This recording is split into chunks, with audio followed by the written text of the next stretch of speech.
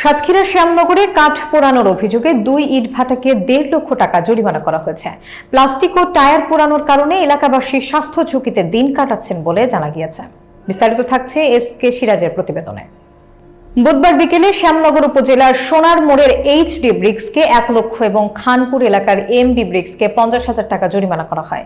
শ্যামনগর উপজেলা সহকারী কমিশনার ভূমি আব্দুল্লাহ রিফাত মোবাইল কোর্ট পরিচালনা করে ইট প্রস্তুত এবং ভাটা স্থাপন নিয়ন্ত্রণ আইন 2013 এর 6 ধারা লঙ্ঘনের দায়ে এ জরিমানা করেন। অভিযানে জেলা পরিবেশ অধিদপ্তরের সহকারী পরিচালক সর্দার শরীফুল ইসলাম উপস্থিত ছিলেন।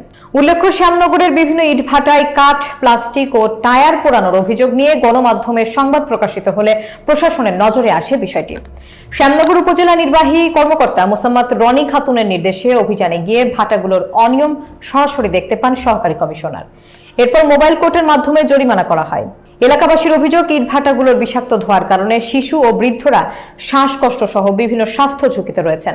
অভিযানের পরও পরিস্থিতি নিয়ন্ত্রণে কার্যকর ব্যবস্থা নেওয়ার দাবি জানিয়েছে এলাকাবাসী।